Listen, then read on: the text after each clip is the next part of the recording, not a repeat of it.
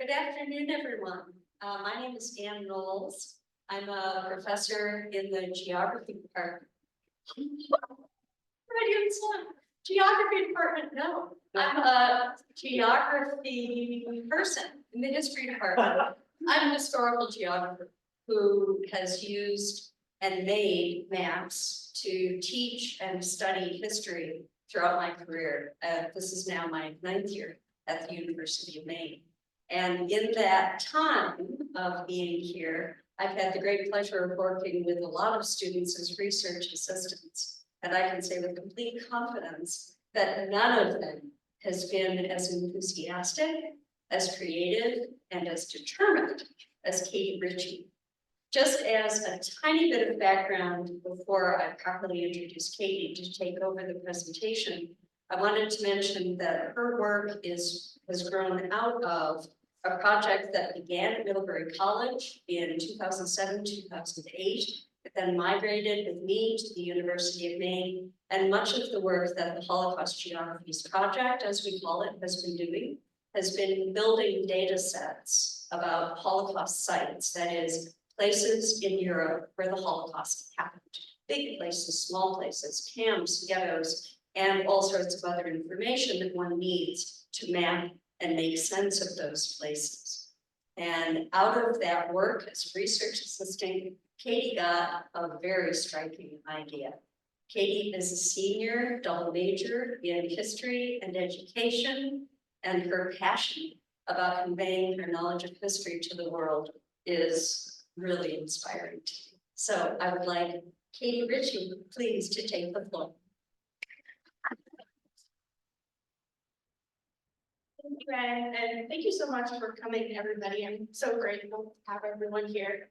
My project is called Mapping Education, Using Maps to Teach the Holocaust. And this idea, I was given the McGillicuddy Humanities Foundation Scholarship and Fellowship just about a year ago. I was awarded it, and I'm so grateful. Thank you to McGillicuddy Humanities Foundation for this wonderful opportunity. I really had no idea at the beginning of this project exactly what, when we proposed the project, it was going to be 3 maps, and then it morphed into 2 maps, and now it's 1 map. So projects change over time, something that I've learned, and I'm just so grateful to have had this experience, and I'm so grateful to share it with all of you. To describe myself real quick for folks who are unable to see me, I have straight brown hair. I'm wearing a frog pin, and I have a blue shirt. And this image up on the screen is a map projection. It was given to us by Sean Taylor, who's one of the wonderful people helping us produce this map. And it's a green map. The land is green, the ocean is blue, and we have blue and orange dots scattered throughout the map. And each of these different places is a place where the Holocaust was happening. To move on to our next slide, I wanted to do a quick kind of icebreaker for everybody. All of my lessons that I've designed for this project start with this question. And it's, what places do you think of when you hear the term the Holocaust? And this can be as specific as a road or a building, or it can be as large as a country. So I just want to poll people real quick. If anybody wants to raise their hand, what's a place that you think of when you hear the term the Holocaust? Yeah, Germany. So we have Germany. Yeah. Poland. Does anybody have any other ideas as well? Maybe, yeah. Auschwitz. Perfect. So when we think of the Holocaust, we oftentimes think of places like Germany and Poland and Auschwitz-Birkenau.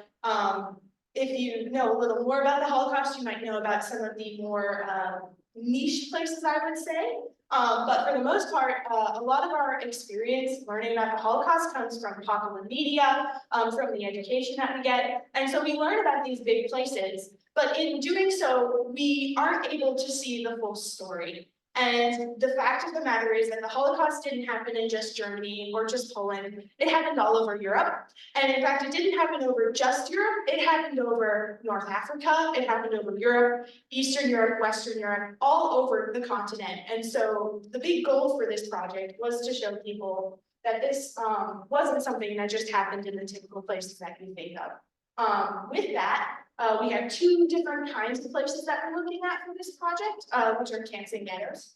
And I say Europe with an asterisk for this slide because we use 2 volumes of the Holocaust Encyclopedia, and those only cover German occupied Europe. And so there are 7 total volumes of the Holocaust Encyclopedia. Some of them are still in production, but with this project, we have about 2,200 different places. If you include all of the places that are depicted in all 7 volumes of the Holocaust Encyclopedia, that number goes up past 40,000. And so I really want to emphasize that this tells a bigger story, but it's only a tiny piece of the actual picture. I have a presentation outlined here for you folks, just kind of things that we're going to go into. We're going to talk about like specific terminology for camps and ghettos, and then we're going to go into tactile maps, which is the map that we created is a tactile map, so we'll kind of explain what that is.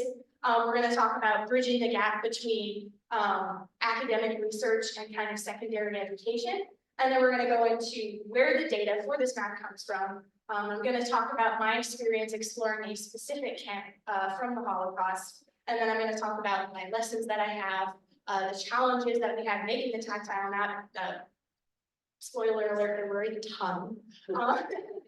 And then we'll look at the final product, or what we have for the final project. It's still kind of working as we go. The map is actually being, you can see, cut as we speak in a lab in this building. So it's a work in progress. And then I want to just acknowledge some of the wonderful people who have helped me out with this project. So before we get into the nitty-gritty, a lot of people will ask me, what's the difference between a camp and what's the difference between a ghetto? Because typically, when you think of the Holocaust, you think of camps. But those weren't the only kinds of places that were there. We also have ghettos, and the main differences between camps and ghettos, ghettos typically only held Jews, and camps held a wide variety of different people. You had political prisoners, you had prisoners of war, you had gay and lesbian folks, you had Jehovah's Witnesses. This was a wide variety of different people being held in these camps. So we don't want to describe it as a place where only Jews were held, because that doesn't tell the full story. Another interesting thing about camps and ghettos is camps were actually existing for much longer than ghettos were. The first camp that opened up actually opened up in March of 1933. That was Dachau. And the first ghetto didn't open up until October of 1939. So when we think of World War II, we think of it as the early 1940s, late 1930s. But in reality, camps were being opened up as soon as Hitler was gaining power in 1933. So the whole story cannot be told just from a World War II perspective. We need to include things that led up to it, and also the experiences of folks well before the war actually broke out. Another important thing is that both of these places were horrid for folks living there. They were overcrowded, they were unsanitary, people weren't getting enough food. The Warsaw Ghetto itself had over 400,000 people in it, and that was a 1.3 square mile place. And then we had camps and places like that were very small. People were starving, people were being treated horribly. It's important to note that while we're looking at a map and each place is a dot, each one of those places had people in them. And so it's been very challenging for me as a student studying the Holocaust to be able to take time for myself and recognize that this is a very difficult topic to study. It's very emotional. And so I'm grateful for all of the support that I've had from many different folks, the unity that I've had with everyone to be able to kind of work through this. I always tell my friends I haven't watched a single movie related to the Holocaust at all since I started the research. It would just be too much. So I have a bunch of friends who have a list of films that we're going to be watching after I'm done with this. So thank you, friends, for that. But until then, for me, it's just a tad bit too much to see it up close and personal. So I'm grateful that I'm working with maps and exploring things, because I'm able to do that geography work without getting too overwhelmed. But as you'll see, the maps are huge, and it can be very easy to become overwhelmed by them. To go on to our next section, we have tactile maps. So this image is of a tactile map to the left. It's a white tactile map with different sorts of symbols and bumps on it. The important thing to note about tactile maps is they're used primarily by teachers of the blind and visually impaired to teach navigation. So in your town where you need to go to get from one place to another, or basic geography, like here's the United States of America, here's what Europe looks like, things like that. I did a literature review for my education capstone. This project is also satisfying my education capstone. And one of the things that was most profound to me is that people aren't really using tactile maps for anything other than geography and for basic navigation. I could not find a single source that said, we're teaching our students math or history or things like that using tactile maps. So it was really frustrating writing a paper without having any resources, but it was also really exciting to see that this is kind of one of a kind, or at least very, very new in the way that it's being created. Tactile maps, just to kind of go over them, they are incredibly versatile. They can be created with a ton of different materials, a ton of different machines and tools. And so one of the things that I learned is they're so adaptable that they're very helpful for teachers of the blind and visually impaired because you can gauge it towards your student. One of the tactile maps that I learned about is called a collage map. And a collage map is basically you print out a map and then you use tools found around the classroom to create tactile symbols for your students. So I've seen photos of them using pieces of string, of teachers using pieces of string, buttons, pencils, things like that, to help students navigate or understand what they're feeling. And so again, with that, you're working with your student one-on-one and you're adapting to their needs as you go. And so it's really important and really helpful for your student. You're showing them that you care, and then you're also helping them interact with the map as well. So it's a very interactive tool for your students to use. And that's one of the big benefits is that you're interacting with your students, you're adapting to their needs. A couple of resources I found said that the playfulness of learning is increased when you have tactile maps. And one of the things that I've learned as a student is I don't remember lectures as well as I do something that I can feel. So if I can touch a map, if I can, interact with it, I'm much more likely to remember it later. And I think a lot of students also will remember that later. If they're touching as opposed to just looking or listening to something, it creates that salience for students. To go on to bridging the gap, I want to talk, so Dr. Knowles created this project way back in 2008, and it's kind of evolved over time. But one of the things that a lot of people studying education notice right off the bat when they're in college is if you try to teach the academic materials to your high schoolers or your middle schoolers, it goes in one ear and out the other. It's very difficult for them to digest it all. It has a lot of jargon that they don't necessarily understand. And so one of the things that I really wanted to emphasize with this project is how can we make this important, absolutely important information that we're gathering accessible for our students? And then on top of that, how can we make it accessible for a wide variety of students, not just students you can see, but also students who are blind and visually impaired? And so tactile maps seemed like the perfect opportunity to take the big map that we made and create it into something that more than one type of student can interact with. So I'm really grateful that it's been working out so well. And of course, we still have a long way to go with creating the big map, but overall, I think the proof of concept that we have here really kind of shows that we're going in a good direction. And this is something that is absolutely possible. It's just going to take a bit more time. To go into the data that has been collected for this map, it comes from the United States Holocaust Memorial Museum's Encyclopedia of Camps and Ghettos. And so we have, like I said, the two volumes, the first volumes of the Encyclopedia of Camps and Ghettos, and those are only depicting places in German-occupied Europe. So anything outside of those boundaries is not depicted in these maps. And so it's really important to note that this map is huge, but it doesn't even show you a large fraction of the story. As a research assistant for Dr. Knowles, I worked on her gazetteer portion of the project. And so what I was doing was reading entries from the United States Holocaust Encyclopedia and then finding, using pretty much Google Maps and any sort of sources that I could find, the coordinate locations for these camps. I was working on the camp side of things. And one of the things that I found most challenging was that some of your entries had, 3 paragraphs of information about this entire place. And some of them didn't even have descriptions about where, or maybe even an inkling of where they were located. And so it was sometimes really difficult trying to find the locations of these camps with so little information. I was lucky enough, I should describe this image first. So on the left, we have the Encyclopedia of Camps and Ghettos. This is a photo of the first volume. And then on the right, we have a camp produced by the United States Holocaust Museum. It's depicting the major camps of the Holocaust in Europe. So it's a very chaotic map, I would say. We've got a lot of different places, but you can see a lot of this is dispersed all over Europe. It doesn't even begin to go into North Africa. So this is, you can see there's already a lot of dispersion, but we don't even get to tell the whole story with this map. As a research assistant, I had the opportunity to find the location, to check the location of all the Auschwitz camps and sub-camps. And so I was very lucky that I got Auschwitz because it is a very researched group of camps. And so a lot of folks have looked at it before, and there are a lot of resources online. So I was much more prepared than some of my friends who had to do random camps or, oh my goodness, the early camps. You have no idea how difficult it is sometimes to be able to find this location.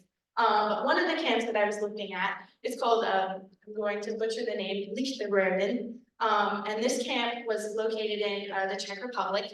And this was kind of a moment for me when I had an aha moment while I was doing the research. This map is produced by the,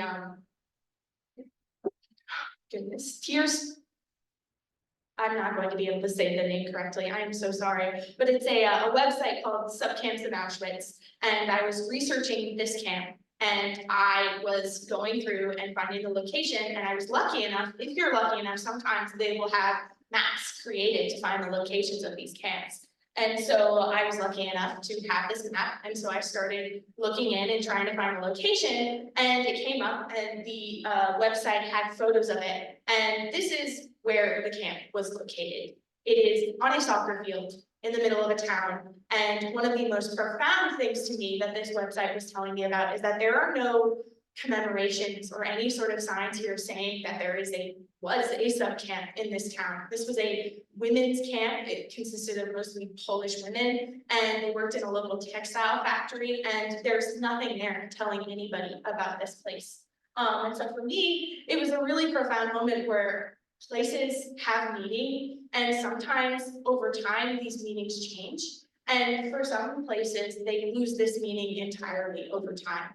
And so I decided with this place that I had found that was so profound to me, that I wanted to have my students, if they were going to be taking a lesson with me, to understand that places have meanings that change over time. And sometimes we don't remember those places. And to me, that's very important that we remember the places, but having students, think about why aren't we remembering these places, or why have we remembered some places instead of others? And so from that came my first lesson, which is called Places of the Holocaust. I was doing a 100-hour placement last semester in a middle school classroom, and they were learning about themes, the 5 themes of geography. And one of those themes is place, which is by definition a location plus a meaning. And so I wanted students to focus on the theme of place, what that means, and then I wanted to challenge my students to be thinking like historians. We use that language a lot in teaching, having students practice a certain type of skill that is used by folks in a field.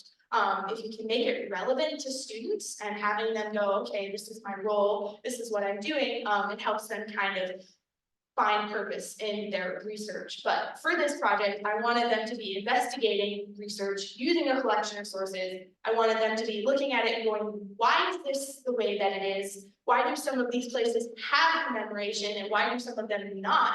And then also going, why are we focusing on such well-known places instead of looking at perhaps places that are in a soccer field now?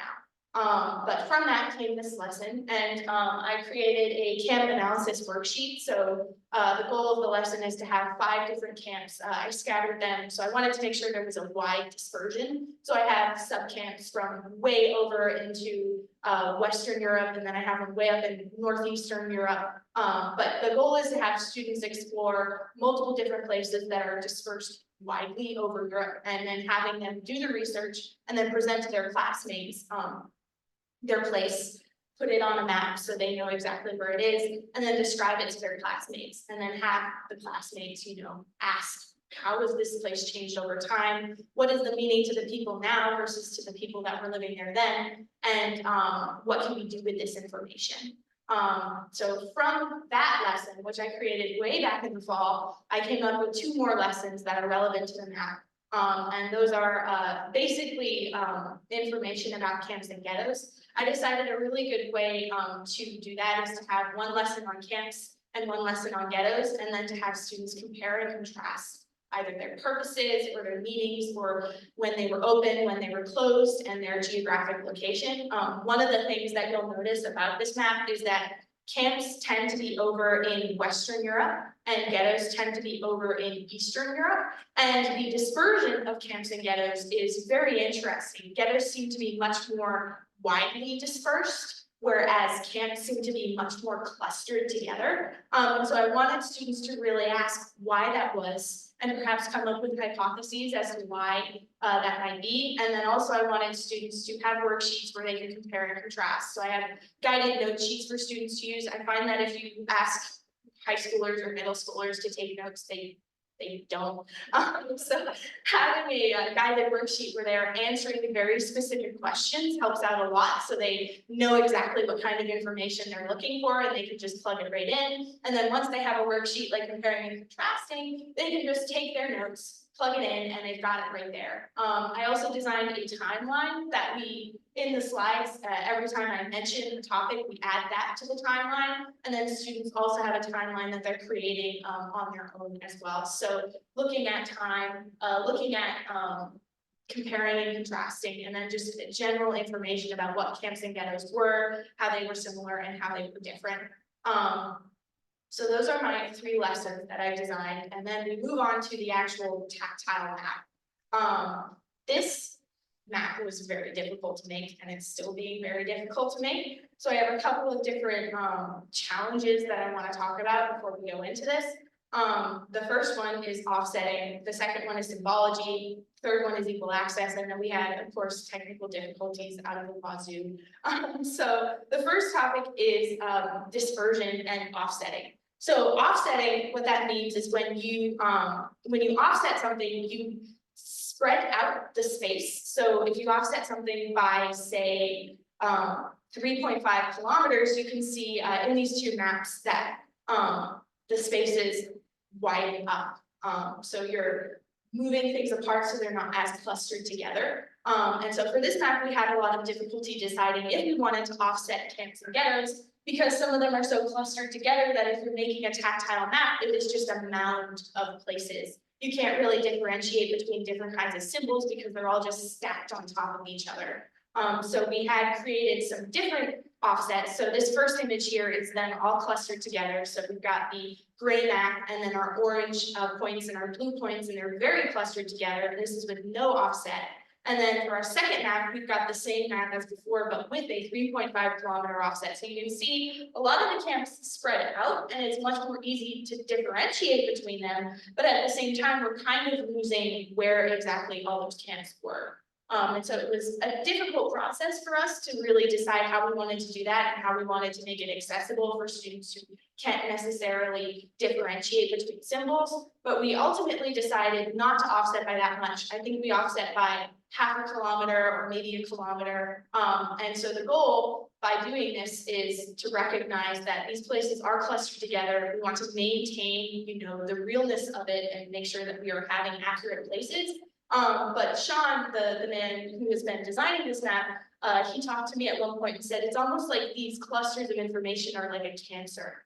And so to me, that made a lot of sense. We can have people run their hands over something, and if it feels like a cluster, they can think, oh, this is a lot of places. So they don't necessarily need to be able to differentiate between one type of place or another type of place. But if they can recognize that there are a lot of places here, I think that still gets the message across. And so that's what we decided to go with. The next section is on symbology. So using different types of symbols to mean different types of things. I did a lot of research kind of looking at, what kind of research has been done on symbology and what's appropriate for different kinds of maps. We had a proposed set of symbols up on the top here. So these images, we have the proposed set of symbols on the top, we have a ton of symbols on the bottom, and then on the left, we have an image of a prototype with the different types of symbols clustered together to see if it works. The proposed set of symbols that we had for this map, turns out the death camps especially, it is very, very small. All of these symbols are incredibly small, and we didn't have tooltips that were small enough to be able to cut through and make these symbols really kind of differentiable to everybody. So we decided to go with a different concept of having large X's for our death camps, large circles for our main camps, and they're raised at a higher level than our ghettos and our sub-camps. So the sub-camps are a small filled circle, and then we're still figuring out, even today, what we want the ghettos to be. I think that's been the hardest challenge. Even though the ghettos they don't have any different kinds of ghettos, it's really difficult finding a symbol that is different from our X's and our circles. And so we're still working on it, but I'm really excited to see kind of what we come up with. We've been working with Ritchie, who's the leader of the vending lab, and he is blind, and so he has a lot of experience working with Braille and working with symbology, and so he has been incredibly helpful in spell checking my Braille and also checking to see if the symbology works, because as somebody who can see, I oftentimes will look at something and say, oh, I can differentiate between this, but when you run your hands over it, it's not the same thing. And so having somebody who has that experience and who can remind me, you know, you can't just look at it and think that it works, has been incredibly helpful. So thank you, Nick. The next slide is equal access. So something that was really, really important to us for this project was making sure that everything that you could see on the map was also something that you could feel as well. We didn't want to have, you know, information that you could see that wasn't accessible to folks who were feeling the map. We had a time where, for a while, we wanted to have a different color for, oh, that slide is doing, I'm so sorry. We wanted to have a different color for German-occupied countries as opposed to non-German occupied countries, but we weren't able to integrate that into the tactile portion of the map, so we decided to toss it. Another difficulty that we had was picking country lines. At first, this map was going to have no country lines at all, but Nick quickly let us know that folks who are blind are not going to be able to tell what they're feeling at all, or where even they're feeling at all, without any sort of country lines. So then it became, well, do we use country lines that were established in World War II? Do we use present day country lines? And we ultimately decided with present day country lines because that's what's most familiar to people. And that would make it easy enough for folks who are interacting with the map to go, okay, this is in present day Germany, present day Poland. So it was very helpful getting his input on that as well. Another thing we had difficulties with was just symbology and making sure that it was all feelable. And so we had the country lines for our first cut. They weren't cut wide enough and deep enough so you couldn't feel them at all. And that was something we thought was going to be fine, and it turned out it wasn't. And so I'm really grateful that we've had experienced people who can, you know, say, okay, this isn't going to work, here's our next steps. The next section is on technical difficulties. We have many tales from the sassy CNC machine. It's giving us sass as we speak. It's been very difficult to work with designing something that is so new.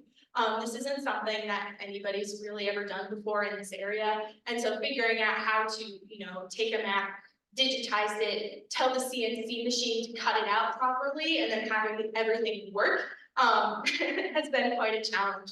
So these two images that you see here in this bottom area, this is something that Sean has created. It's got multiple different symbol heights, and then you've got the CNC. So that black thing over there is actually the bit cutting through. And so we had to create. Sean knows much more about it than I do, but we had to create an entire algorithm for the machine to be able to understand what it was cutting through.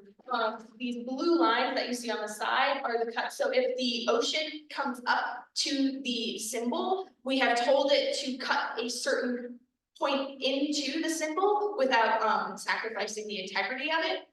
So he wonderfully was able to design all of that. And then up on the top here, we've got a tool path, the beginnings of a tool path for the CNC machine with a prototype. And so over time, I've learned with this project that nothing ever works right the first time or the second time, or sometimes even like the 12th time. But I'm very grateful to have folks who are so patient and who are so knowledgeable and who are willing to just kind of keep working at it. So even with all of these difficulties, even with, creating a toolpath or an algorithm, it isn't working. Everyone's been persevering through it, and we've been working really hard and figuring out, what do we need to include, what can we not include, and how are we going to prioritize getting that information across. And so I'm really grateful that it's been going along so well, and I think it's going to keep on going along.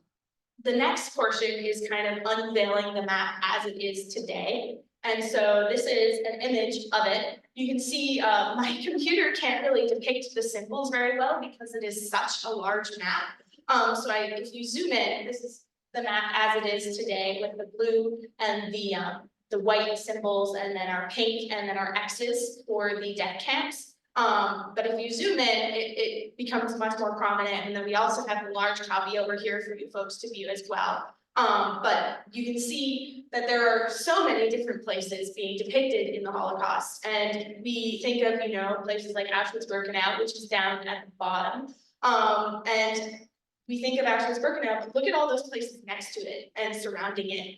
And so we can't teach our students every single place.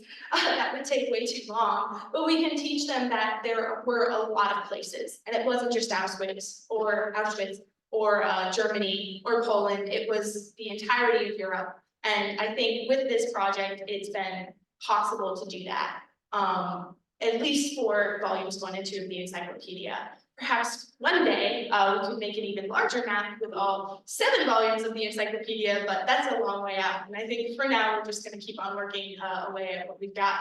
My last slide is just kind of thanking a bunch of key contributors, donors for the map, and a much appreciated help. Sean Taylor has been wonderful help with this designing and doing the CNC cutting. Maya helped design the map using GIS. And then, of course, Dr. Knowles has been such a wonderful support and key contributor for this project. I'm so grateful for you folks.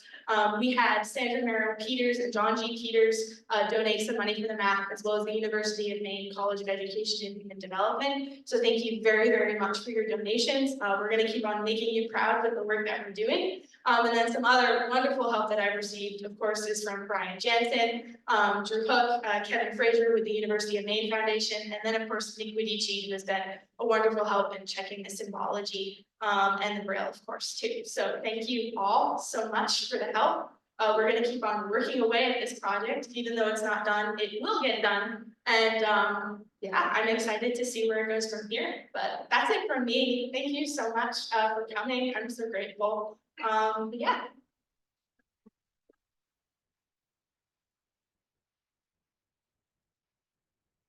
Does anybody have any questions about this project? Yeah, Maya? Where do you see the map ending up? Well, we had a wonderfully supportive member. I was in a large group meeting for Placing the Holocaust, which is the portion of the Holocaust Geographies project, who mentioned to me that the United States Holocaust Museum is redoing some of their exhibits, and perhaps this could be something that could be useful to them. So a dream would be to have it go to the Holocaust Museum, but we're also considering perhaps making a tour around the state, sharing a map with a couple of different folks like Jewish museums or map museums in the area. So we're not quite sure exactly where it's going to go, but we have a few ideas. Any other questions? Yeah, Lincoln? We've been doing like the historical research for this, and we found we're getting a great example about soccer fields, which is shocking to me. And we found like maybe some of the reasons for why we just kind of like so like I can imagine something that talk about in that community for their history. I'm not quite sure exactly the purposes behind each chosen place. But it is important to note that there were a ton of different places that these camps were located in. It wasn't just in a big field. They were in the basements of breweries, they were in schools, they were in prisons, they were all over Europe. And so I think it's really important to remember that they weren't just in stereotypical places we would think of for camps, but they were everywhere. And I think it's important to share that with our students as well, that this isn't just, one type of way that camps were being created. There were many. Yeah, thank you for your question. Any other questions you have, Brian? So like building on that a little bit, like it seems all like to me that on the one hand, there's this interest in geography and space, but like the location of all of these camps, it's almost just more like the Holocaust as an idea, right? It's just like it's in all of these random places, so it's just like circulating so far beyond these concrete physical spaces. I'm sorry, that's not a question. I know, I think the main goal that I wanted to show with this map, I'll go back to this slide right here, is for somebody to go, oh my goodness, it was everywhere. And I think for most of the people who I've had either touch this map or look at it, that's one of the first or the second things they say is, oh my gosh, it's everywhere. And so I'm really glad that got across, because I think that's something we want to teach our students, is it wasn't just in Germany or Poland, it was everywhere. And so, thank you, and I think that's just a goal that I had with it. Any other questions? Me? Oh, Matt? So do you have like the names of the countries labeled on the, like in Braille? Yeah. How do you differentiate like label wise, the like name of the country from the small dots that you use? Oh yeah, no problem. So the acrylic material that we're using is clear. So you can see we have, so the printed map that we have over there is going to be placed underneath the tactile portion. So the tactile portion will have these country names in Braille, but you'll be able to see through the Braille to see the printed names of the countries. Fingers crossed you can see through the Braille. If that's something we have to work on later, we will change that, but the goal is to be able to feel the Braille for folks who are not able to see, but then to see through that clear material in order to be able to read these country names. How do you differentiate like the symbols or like within Braille from the camps itself? Oh yeah, it's when I brought this when I brought one of the cuts to Nick, he started trying to read some of the symbols, even though they were meant to be camps. And so we decided to raise the Braille up a tad, so that way you feel sort of a bump with the Braille on top of it, so you know that's a label as opposed to a just like, you know, a set of camps. Any other questions? Yes, Ed? So with the worksheet one, just to put it in context, like, for different generations of people in the audience who've experienced doing, you know, schoolwork or worksheets like you provided with worksheet one. Are these students assumed to have like access to the internet to fill out these questions for like, you know, what the camps were like? Yeah, for that worksheet, I have a printed, so for each camp, I had printed out the encyclopedia entry for those camps. And then I also had a small sort of information blurb that I had taken from reliable sources online. But I also pushed students in that lesson to use Google Maps to find the location themselves. I provided the geographic coordinates to them, so they could go and use Google Maps, walk around in the town where that place is to kind of see how it's changed over time. Because you can look at a place all day long on a map like this, but until you're in Google Streets looking at it as a person, I don't think it translates as well. And for me, it was most profound seeing photos of the place. And so I wanted to make sure that students got that as well. Any other questions? How do you think you could then translate that kind of insight to also visually kids? Oh yeah, absolutely. I think for students, it's going to be somewhat difficult to have them use Street View if they're unable to see it. But I would definitely, for students who are blind and visually impaired, they can work with partners. We can use all sorts of different worksheets that do have a Braille embossing machine, so students are able to work with that. I think reading aloud to students as well is really important. So partnership, of course, is going to be paramount for this kind of project, and having students, you know, describe what they're seeing to their partners, but also giving students agency and, you know, having them be able to have information read to them, and then also, you know, asking students, you know, like, what are we looking at? How are we working with this? yeah, I think there are definitely ways to differentiate lessons. Thankfully, there are a lot of really good resources online for me to work with to understand how to do that. And I still have a long way to go. My understanding definitely is going to continue to grow as I work with this project. But I'm really grateful that I've had the opportunity to do some research on it, and I'm really excited to see where it keeps on going. Yeah. Brian? Was using, so knowing that we have CNC and 3D printing capabilities on campus, was it a conscious decision to use CNC or was it just Yeah. considerations? Well, when we first thought we were going to be making this map, we wanted it to be made out of wood, because wood is really pretty. But it turns out wood is also really expensive. So we decided to go with doing this project CNC cutting because 3D printing is also very expensive. And this seemed like the most inexpensive option that was available for us was CNC cutting using acrylic material. It really all just came down to what was, the most affordable. I was very, very grateful to the folks who were able to donate for this project. Thank you to them so much. And we tried to do make the money stretch the furthest. And I think this was the most affordable option that was there for us. Any other questions? Go ahead, Lincoln. It's really smart. It's like that. It's like that's the things that we make it out we send out. That would be sent out so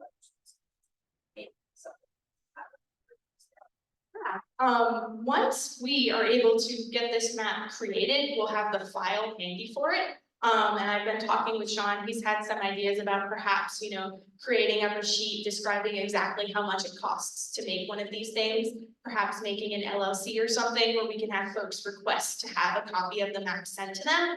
And we know exactly how much it would cost and how much it would need in order to be created. So that is an option that we're looking at. And I would love to make more copies of this map once it's really well done. I think a lot of different groups, either schools or museums, would benefit from having something like this in their space. And Do you know how much it's going to weigh? not quite yet. From what I understand though, and I've interacted with the material as well, it's not too heavy. And I think that was one of the reasons we also moved away from the wood, is it's big and bulky and heavy. And so we decided to have something that was much thinner and much more easy to work with and carry around. You're not like done with the kind of do you really estimates, like going back to the thing about like distributing and other stuff, like how much like a single map like would cost just like to produce? Well, the acrylic material, we bought 4 foot by 4 foot pieces, and those were, we bought 2 of those, and it was about $350. So the material itself is quite expensive. And then on top of that, you've also got, using a CNC machine is expensive as well at times. And so that was, I should go back. One of the things that I learned about tactile maps that makes them somewhat difficult for teachers to use if they're not already created and accessible to them, is that they are expensive to make and they're very time consuming. And if you're a teacher and you have to choose between, telling someone something and spending hours making a tactile map, you're usually going to go with the less time using option. And so creating a map like this and then having lesson plans readily available makes it easier for teachers to just come in, look at the map, have their students interact with it. And so that was my goal, is to make it so that teachers don't have to spend too much time working with the materials and they can just dive right into it with their students. Any other questions? Well, thank you so much again for coming, everyone.